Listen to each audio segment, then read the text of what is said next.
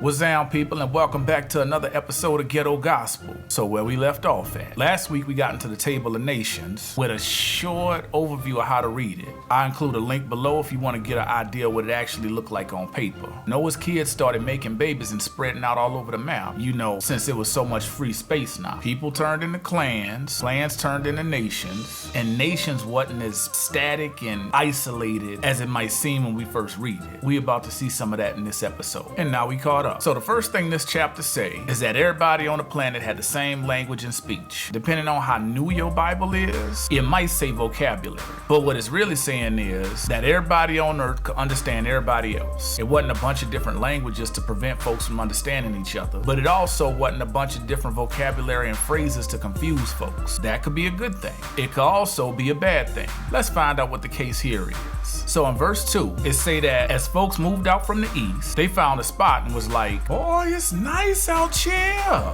You see them mountains over there? And them mountains over there? You know what? We gonna post up right here. And that's what they did. Now, one of the challenges with reading the Bible is the same challenge you'll have with any other book about history. Let's say you're reading a book that's fiction.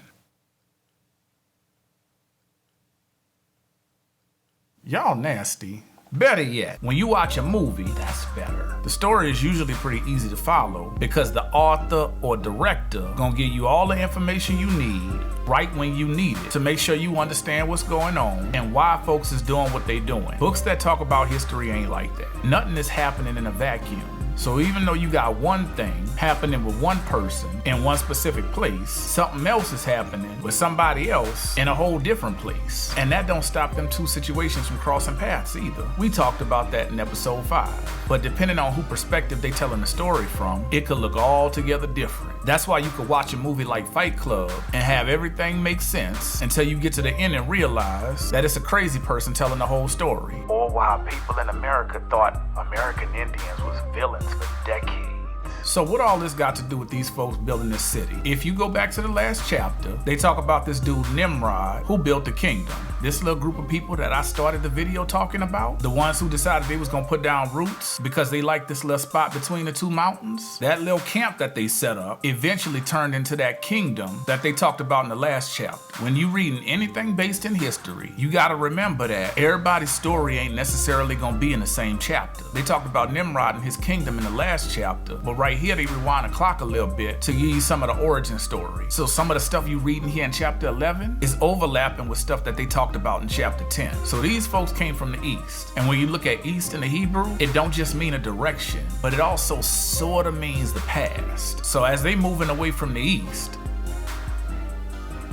as they moving west, they also moving toward the future, which sound good, but it's also a reason why old folks always tell you not to forget where you came from. So in verse 3, it say they decided to make bricks, which, I mean, I don't know what they cribs was like before they had bricks, but I'm guessing the bricks was an upgrade. And then they decided they was gonna build a city, and in that city they was gonna build a tower, and the top of that tower was gonna reach heaven. And the reason they was trying to do that was so they could make a name for themselves, so they wouldn't get scattered all over the earth. And God was like, I ain't invited y'all to my house yet. And then he said that if they could do what they was doing as one united people, nothing would be impossible for them. They could accomplish anything. So he scattered them all over the earth, and he mixed up their languages so they couldn't understand each other. And obviously they stopped building the city. So that's the play-by-play. But what we supposed to get out of this? People was worried about getting scattered, so they did something that led to them getting scattered.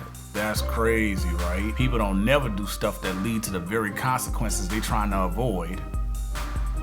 The other thing I get from it is that God seemed to have a problem with folks trying to get to heaven on their own without him being involved. The last thing, and one of the things that people miss over and over again about this story, is what God said about the people being united. Obviously, they was united in something he ain't approve of, so he had to step in and bring it to a stop. Because united, we can accomplish anything. But when I hear that, I think about this. We had armies of people come together to figure out how to split the atom. It could have provided clean, almost limitless power. And we still researching how to do that. But the first thing we did with our unity toward that goal was this. This is what man accomplishing anything looks like when God ain't gotten it. Am I saying that unity is bad? Absolutely not. Am I saying that accomplishing anything is always bad? Not necessarily. What I am saying is that anytime you decide to put God on the shelf because you feel like He's holding you back from greatness, there is always some kind of disaster around the corner. So that's it for this week. I'll see y'all next week. And as always, peace, and I hope y'all people straight.